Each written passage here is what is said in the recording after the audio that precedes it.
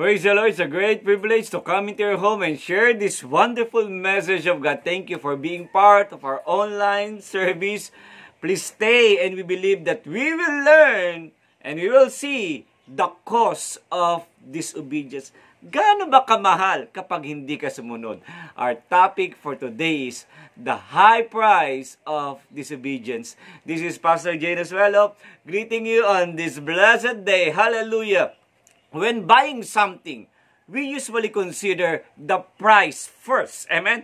Ang una mo titignan, halaga. Mili kang damit, ang titignan mo, price tag. Mili ka ng isang item, tinitignan mo, gaano kamahal. You are more likely to buy things that you think have the right price. Siyempre.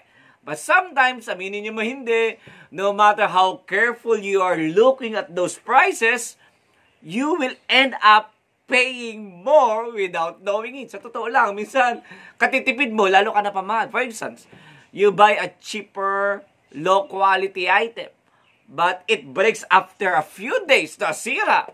Oh, yung ibig sabihin nun, yung price na binili mo na mura ay magiging mas mahal. Bakit? Kasi bibili ka ulit ng bago. Kasi kailangan mo eh. To be honest, the same is true when you disobey God. Have you considered the price when you disobey God?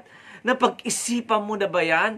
Gaano kamahal kapag hindi ka sumunod sa Diyos?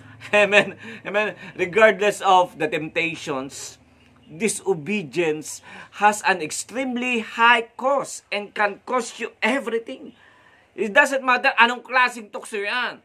Pero kapag ikay nagkasala sa Panginoon, you disobey God, naku, you can lose. Okay? Kung ano meron ka. Katulad to nangyari sa buhay ng unang hari ng Israel, King Saul. Yung hindi pagsunod ni Saul sa Diyos cost him his kingship. Amen? And the lives of his 3 sons. Grabe! Kaya ngayong scripture, tinuturuan tayo ngayon, okay, that our life is defined by choosing either the road of obedience or disobedience to Christ. Ang buhay na ito, kaya kung gusto ma-define sa oras na ito, are you obeying God? Or obeying Jesus? Or are you disobeying? Alam mo na yun. Sabi nga na Psalms chapter 1, sabi niya, blessed is the one who does not walk in the steps with the wicked, but whose delight is in the law of the Lord. That person is like a tree planted by the stream of water, which yield its fruit in season, and whose leaf does not wither. Pansinin yun. And take note of this, whatever they do, prospers. Grabe, di ba? Kapag sumusunod ka sa Lord, you prosper. But this is the other side. Not so the wicked. They are like chaff that the wind blows away. So if you imagine those things, kapag sumusunod ka sa Panginoon, sabi, you will prosper. But sabi nga, kapag ikaw hindi sumusunod sa Diyos, para kang ipa na linilipad lang sa kalsada sa daan. Tandaan nyo, the price of disobedience is very costly. Mahal yan. Kaya today, we will learn, amen? You will discover the consequences of disobedience. Ano ba ang kapalit kapag di ka sumunod sa Panginoon? Okay, so now, let's open a scripture in 1 Samuel chapter 15, verse 22. Let's read this. This is about this part ng buhay ni Saul. Pero babasahin ko na yung parting dulo. Okay, we will understand the whole chapter 15 and other parts pa ng buhay ni Saul. But let's read the part. 1 Samuel chapter 15 verse 22. Sinabi ni Samuel, akala mo ba'y higit na magugustuhan ni Yahweh ang handog at hain kaysa sa pagsunod sa Kanya? Mas mabuti ang pagsunod kay Yahweh kaysa sa paghahandog, at pakikinig ay higit na haing taba na tupa. Verse 23, take note of this. Ang pagsuway sa Kanya ay kasing sama ng pangkukulam. Ang katigasan ng ulo ay tulad ng pagsamba sa Diyos-Diyosan, sapagkat itinakwil mo ang salita ni Yahweh, itatakwil ka rin niya bilang hari. That's very sad news ko para sa buhay ni King Saul. Let's pray. Father God in heaven, marami pong salamat sa oras na ito. And today we ask you, guide us by your Holy Spirit, that we may obey you, Lord, and see the cause of disobedience, the price of disobeying you, Lord. Lord, guide us by your Holy Spirit. In Jesus' name we pray. Amen. Sa oras na ito, I would like to ask you, have you considered the cause of your disobedience to God? Kapag hindi ka sumusunod sa Diyos, hindi ka sumusunod sa mga magulang mo, sa mga tao, mga inatasan ng Diyos na mga laga sa iyo, minsan ba'y napag-isipan mo, ano ba ang pwede maging consequences niya? O ano mang kabayaran na pwedeng iharap niya? So today, let's open number 1. Okay? When you, the cause, okay? Ano ba yung mga consequences? Okay? Nang hindi pagsunod sa Diyos. Number 1, you will miss God's plan. Sayang. Tama ba? Mamimiss mo yung plano ng Diyos sa buhay mo. Have you heard that since day 1 ng buhay mo, since you are born again, God has laid out His purpose for your life. I mean, mula nung pinanganak ka, may plano ng Diyos. Yan ay totoo at yan ay binakapan ng salita ng Panginoon. Kaya yung pamilya sa yung scripture, Jeremiah 29:1. For I know the plans I have for you, declares the Lord, plans to prosper you and not to harm you, and plans to give you future, you hope and a future. Pasinin nyo, God, this wonderful plan of God, okay, God will fulfill that plan for you. Pero minsan tanong, Pastor, by why sometimes we miss some of the plans He has for us? Ito na sasagutin ng Panginoon. Bakit, Pastor, hindi namin minsan natatanggap yun? A wonderful plan from God. Remember, ang plano kasi ng Diyos, it works for us, out step by step. Okay? Nag-work yan na may step by step process. Hindi agad na nandun agad sa tuktok. Amen? God's plan for us works out step by step. Kaya to reach another step, you should have done the initial step. Amen? Para mamabot kayo, matapos mo na ito. So, to receive God's plan in your life, maganap yung mga plano ng Diyos sa buhay niyo, it is important to obey God every step in the little things. Na later on, those small steps that you're making later will lead you to another big things sa buhay mo. Kaya when we do obey God, kapag hindi ka sumusunod sa Diyos, we miss a step. Kaya kung imbes sa paangat ka, you miss it. Kaya hindi ka umaangat. Kaya you miss what God has planned for you. Kaya sometimes yung result ng missing a step or our disobedience, sa tingin ng iba, Pastor, insignificant naman yun eh. Hindi naman ganun kahalaga yun eh. But we need to realize this, that there is no insignificant disobedience. Amen? Walang hindi pagsunod na wala lang. Lahat yan may value. There have a price. Tandaan nyo, pagpunta kayo sa supermarket, walang bagay na libre doon. Kung magkaroon ng libre doon, someone paid it for you. Okay? Kung meron mang promotional, there's something there. Amen? And the company is willing to pay for it for you. Walang libre. Ganun din, kapag hindi ka sumunod sa Panginoon, hindi libre. We will miss a lot of things. And when we miss a step, amen, as we disobey God, it slows us in reaching God's plan. Kaya pag hindi ka sumusunod sa Panginoon, basta ba nagtakal mangyari yung pinangako ng tanongin mo sarili mo, sumusunod ka ba sa Panginoon? Kung hindi ka sumusunod sa Panginoon, mahirap makarating sa tuktok na plano ng Panginoon sa buhay mo. Because dito pa lang sa initial steps, ayaw mo sumunod. Kaya the things that should happen na maiksing panahon lang, amen, ay tumatagal. Sipin mo yung Israelita, sinabi ng Panginoon, pumasok na ka sa lupang pangako pagkalabas nila doon sa Egypt. Ayaw nila. Dahil ayaw nilang sumunod sa Panginoon, it takes them 40 years. Paikot-ikot sa wilderness. Kaya nga sa buhay natin minsan paikot-ikot kasi ayaw sumunod. Pero kung susunod ka sa Diyos, saglit lang yan. Kaya another, kapag hindi ka sumunod sa Panginoon, you also place yourself in uncomfortable situation. Okay, imbis na ma-enjoy mo yung buhay mo, yung journey mo sa plano ng Diyos, amen? Hindi mo nai-enjoy because pumapasok ka sa mga uncomfortable na sitwasyon. For instance, example na lang natin, amen? May pamilya ka, o kung ano-ano ginagawa mo outside your family. Okay, imbis na ma-enjoy yung family mo, sinisira mo. Kung ikaw anak, imbis nag-aaral ka, you're not doing what you should be doing, kung ano-anong extracurricular ang mga pinagagawa mo sa sanlibutan ito, okay? You're putting yourself in an uncomfortable situation, imbis na ma-enjoy mo yung plano ng Diyos. And the worst thing that can happen in you is you can miss the whole big plan of God in your life. That's the worst thing. Sana hindi ka umabot sa part. Like what happened to King Saul. There was a time na si Samuel ay inutusan si Saul. Nasabi niya, hintay mo ko bago ka mag-offer ng sacrifice sa Panginoon before going into the battle against the Philistine. Pero ang nangyari, ito medyo funny side, okay? Yung nagpapahintay na late. Si Samuel na late. Ito si Haring Saul, naging aligaga. Bakit? Nakita niya kanyang mga tao. Okay, his army, he saw them afraid and nagumpisa na silang magsipag, umalis, umuwi. Amen? Lumayo sa ligmaan. Sumuko. So si Saul, linagay niya yung sitwasyon sa kanyang kamay. Wala pa si Samuel. He prepared the burnt offering. Hinanda niya yung offering niya para sa Panginoon. At just as Saul was finishing with the burnt offering, nasunog na. Nag-offer na siya sa Panginoon. Ito, dumating si Samuel. Ito nangyari. Sabi ni Samuel, how foolish you have not kept the command the Lord your God gave you. Isang kabangmangan, sabi ni Samuel. Had you kept it, the Lord would have established your kingdom over Israel forever.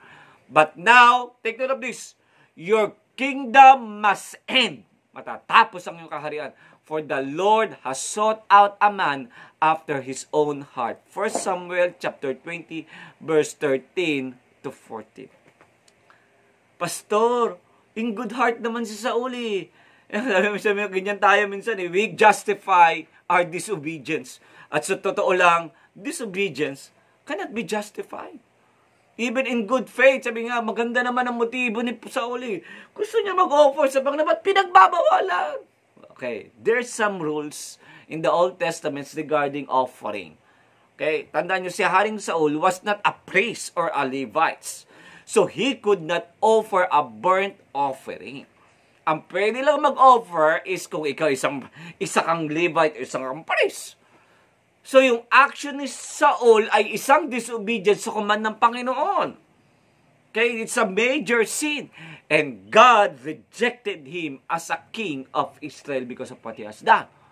He missed the whole plan. Sabi nga kung sumunod ka lang, sabi ni Saul, okay, sana, kung you kept what God has said, you will keep your kingdom. But sabi ni Saul, but your kingdom will end. Kaya nga, sa tingin na marami, insignificant disobedience yun. Parang, pastor, walang kwentang hindi pagsunod yun. Yes, some say, good intention. But tandaan nyo, kahit anong justify mo, the Lord is looking for a man after His own heart who is willing to obey God no matter what. Kaya sa buhay natin, God is calling you, my son, my daughter, obey me no matter what. Kaya nga, we must always approach our lives in tune with the voice of God and obedience sa word ng Panginoon. We will miss a lot of those wonderful promises of God. Wonderful step in God's promise because sometimes, ito masakit we are out of God's will and disobedient pa tayo. Kaya nga, isipin nyo na lang kung gaano pinagkaiba ng buhay natin. Life may be a lot different when we just obeyed God. Kaya, today we need to realize that the price of disobedience is much higher than you think. Akala mo ganun-ganun lang. Mahal ang hindi pagsunod. Katulad kay Moises, this is a wonderful example. He preached, obey the Lord, day after day, year after year. But one day, may dumating na panahon that they were in need of water. Lumapit sila sa Panginoon sa Numbers 20. And the Lord gave instruction on how to provide water for the nation. Sabi na Panginoon, may bato dyan na malaki, sabihin mo at aagos ang tubig. But what Moses did, imbis na pagsabihan yung bato, pinukpok niya dahil sa sobrang inis niya sa mga Israelita, sa hindi pagsunod sa Panginoon, sa katigasan ng ulo, puro reklamo. Moses disobeyed the direction. So, imbis na magsalita lang siya sa bato na magbukal ng tubig, pinukpok niya. So, Moses paid the high price. Napakaliit lang niya. Parang, Pastor, parang walang kwenta naman. Yes. Kung sa mata mo. Pero sa mata ng Panginoon, mahalaga ang pagsunod. Moses paid a high price for that disobedience. Alam nyo anong binayad doon? his long wait for the promised land. Kaya nga, siya nga magdadala sana nga ng mga Israelita sa lupang pangako. The thing he was looking forward for 40 years. Sinintay niya 40 years. Kasi unang pagkakataon, ayaw nila pumasok. Kaya hindi sila nakapasok. And nag-wonder sila for 40 years. Sinintay niya yan. Nung malapit na si pumasok, nag-disappear ang privilege niya yan because of one disobedience. Kaya the price of disobedience is very costly. Kaya let us learn from them who disobeyed and misstep. Kaya tayo rin, hinahamon tayo ng Lord. If you want the greater plan of God in this life, amen, yung most awaited thing mo sa buhay for many years, God is calling your attention, and you need to realize this, that you need to obey God to reach your God-given destiny. That's number one. Amen. And number two, if you disobey God, okay, what is the price? The high price of disobedience. Number two, you will miss God. Yun ang pinakamahirap na mangyari sa buhay mo. Kasi ang disobedience will take you off track. Kung itong takbuhin, itong daan, napupunta ka sa ibang daan. That's how it works. Kaya nga pagdating din sa sa buhay natin, okay, hindi lang tayo na off track papunta sa destiny natin. Kasi itong daan ng destiny, nalilipat ka sa ibang kalsada. And one more saddest thing, if you disobey God, you also off track of God. Lumalabas ka sa pag-ibig, sa kalooban ng Diyos. Kaya imbis na, sabi ko sa inyo kanina, imbis na ang buhay diretso sa iyong destiny, papunta sa magandang plano ng Diyos, okay, you wander around and around. Para kang umiikot sa isang rotonda, paikot-ikot ang buhay, di alam kung saan mangyayari. Kaya we need to realize that when we disobey, we miss not only the glorious plan of God. Hindi lang natin namimiss yung naisin ng Diyos sa buhay mo. Ito pinakamas masakit. But also God being involved in our lives. Kasi hindi ka sumusunod eh. Kaya kung ayaw mo sumunod, hindi ka na rin papakailaman ng Panginoon regarding sa issue ng buhay mo. Okay? Para sa isang anak yan eh. Sabi ng magulang, huwag mong gagawin yan. Huwag mong gagawin yan. Ginagawa. Isang araw, kapag wala ng choice ang magulang, sige, gawin mo yung gusto mo. Makita mo yung consequences ng lahat ng yung di pagsunod. Yan ang buhay, nagiging miserable. So, disobedience costs more than you can afford. Balikan natin buhay sa Haring Saul. Okay? Una, he failed to obey God's command nung nag-offer siya ng unlawful burnt offering. Ang resulta noon, his kingdom will come to end. Grabe yun. Matatapos yung kahanan kanya. Kaya King Saul missed his destiny because of his disobedience. Okay. Another thing, binigyan siya ng Diyos ng panibagong tsansa. Okay. It's another chance for Saul to get in with the Lord. He ordered King Saul to utterly destroy, wasakin lahat, ang buong bansang Amalekites. Ay mga Amalekite. Dahil Amalekites have sinned greatly to God. At gusto ng Panginoon na they will be banished out from the surface of the earth. Okay. Kaya nga si King Saul, because God has given a chance, siyempre kasi naman kahit ako, he obeyed God. Eagerly obeyed God. But unfortunately, along the way, along the process of obedience, may mga nangyayari. Yes, sumunod nga siya. Winasak niya yung bayan Amalekita. Okay, sinakop nila yan. But he obeyed partially. Sabi dun sa 1 Samuel chapter 15 verse 9. But Saul and the people spared King Agag. Yung hari yan ng Amalekita. And the best of the sheep, the oxen, the fatlings, the lambs, and all that was good, and were unwilling to utterly destroy them. But everything despised and worthless that are utterly destroyed. Alam nyo, ang winasak lang ni Haring Saul ay ang mga bagay na walang kwenta. Pero yung mga may pakinabang kasama yung hari, kinip nila yan. At the Lord was really displeased for the disobedience of King Saul. Kaya sabi ng Panginoon, the Lord rejected him.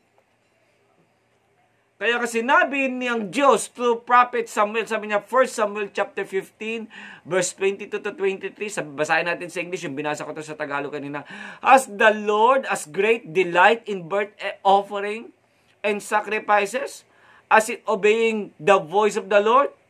Behold, to obey is better than sacrifice, and to heed than the fat of rams.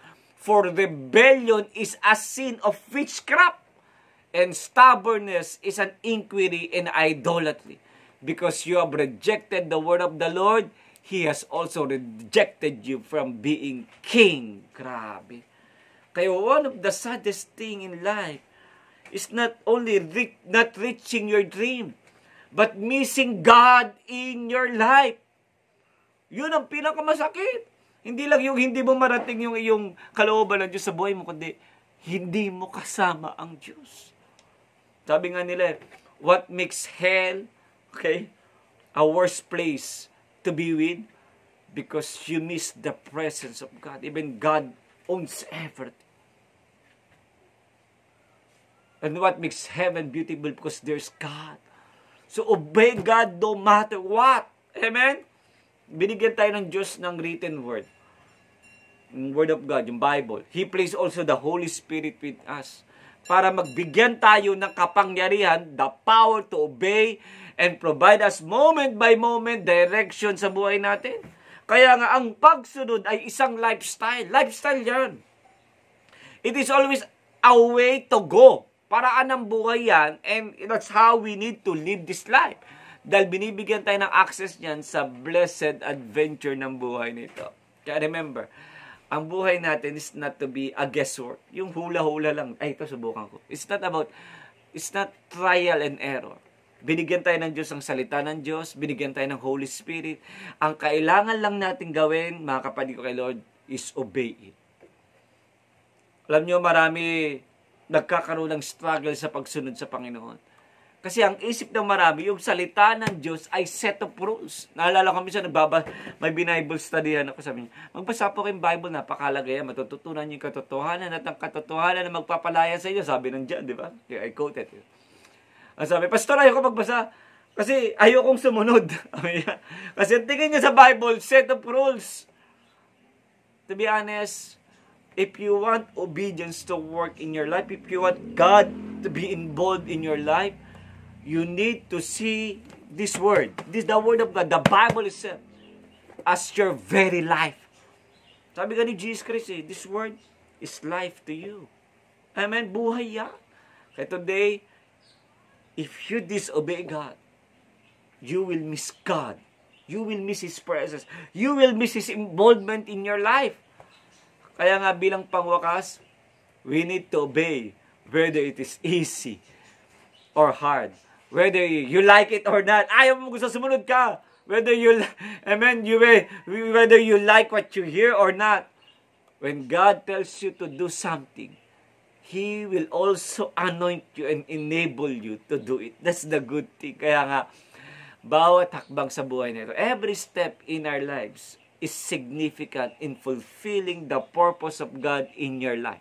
Kaya kung gusto niyo mag-arrive doon sa God-given destiny niyo, kaya yan ay totally dependent on hearing and obeying God. It's all dependent there. Amen? Not only when you like, kung panahon na gusto mo lang sumunod, doon ka lang susunod, no. Moment by moment, step by step, every day you obey God. Kaya the price of disobedience is more than any of us can afford. Even me, I can't afford disobedience. Kaya nga, you will not only miss God-given destiny, but you will also miss God in your life. And that's two things na mahirap tanggapin sa buhay nito. Kaya nga, every obedience is a step. Ang bawat hakbang ng pagsunod is a step toward God's glorious plan in our life and toward a great relationship with God. Kaya nga, if you do this, you obey God, you will see the goodness of God in your life. You will live your life in the plans of God and His destiny, and your life will become magnificent journey, guided by the Word of God, guided by the Holy Spirit. Do you receive it today? Say, in Jesus' name, Amen. Today we will not end this broadcast without giving you an opportunity. Alam ko, minsan, ang dami na nating kasalanan sa Panginoon. Ang dami nating ginawang kakulangan, disobedience. And right now, gusto kong sabihin sa inyo, that God has given us Redeemer. Amen. From all those disobedience. And He is Jesus. He paid our sin on the cross. Kaya kung gusto mo ng magandang buhay, gusto mo ng Diyos sa buhay na ito, one thing I am saying to you today, you need Jesus in your life. And if you want Jesus in your life, ito na yung pagkakataon mo, tanggapin mo si Jesus sa buhay. Let Jesus be part of this life. At sabihin mo to na parang ikaw nag-pray, sumunod ka sa panalangin ito. Sabihin mo to, Lord Jesus, today, forgive me for all my sins. Cleanse me from all my iniquities. Lord Jesus, I accept you as my Lord and Savior. Fill me by your Holy Spirit and help me to obey you always. I ask this in Jesus' name. Amen. Praise God. If you receive Jesus, naniniwala kung na-born again ka, kaya inahamon kita, magbasa ka ng Bible, you need to learn the ways of the Lord and that we may obey it. Amen. And we may hear the Holy Spirit working in us. Amen. Second, you attend churches wherein nagtuturo na si Jesus ay Diyos at Panginoon. Amen. And you're welcome to our church, Prayer of Faith Church, Worldwide Ministry. Let's pray. Father God in heaven, thank you for the opportunity and privilege to share your word. Thank you for allowing me, Lord, to share this wonderful message, the high price of disobedience. And I pray today, by your power of your Holy Spirit, help us to obey you always, Lord, all the way of this life. And I pray to this message ay magkaroon ng rema sa puso ng bawat isa, that they will value your word. They will value the guidance of the Holy Spirit so that they may obey, Lord God. And I pray, Lord God, that we may see that your word is not only set of rules, but your words is our lives.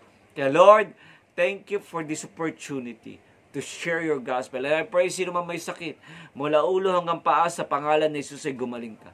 Sino man dumaran sa matitinding pagsubok, sa pangalan ni Jesus ay lumaya ka. At sa oras nito, dalayan ko po lahat ang nakikinig, maranasan nilang sumunod. At sa lahat ng kanilang mga pagkakasala dati, bigyan mo sila ng bagong paumpis at bagong tsansa. Lord, I pray, makaranasan nila ang iyong kalooban at maranasan nila ikaw araw-araw. Salamat, Lord. We ask this, we claim, in Jesus' name we pray. Amen and amen. Thank you for being part of this wonderful service.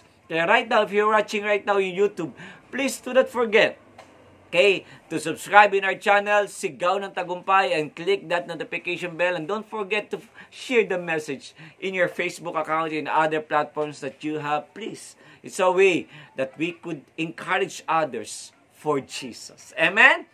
And if you're watching right now in Facebook, please follow our page, Sigaw ng Tagumpay, and please comment things you want to say in this video.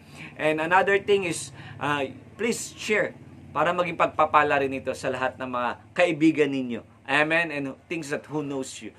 Okay? And lastly, and thank you for everything, for being part of this wonderful service. So, in behalf of Prayer Faith Church, Worldwide Ministries, ating Spiritual Director, Bishop Rosem Nasuelo, ang ating Senior Pastor, Reverend Dr. Alex Nasuelo, ito po yung lingkod, Reverend Dr. Jane Nasuelo, with my wife, Elisa, and my daughter, Shaleb, greeting you a blessed day, and we always say that we love you, Jesus loves you, and He is Lord. To God be the glory. Hallelujah!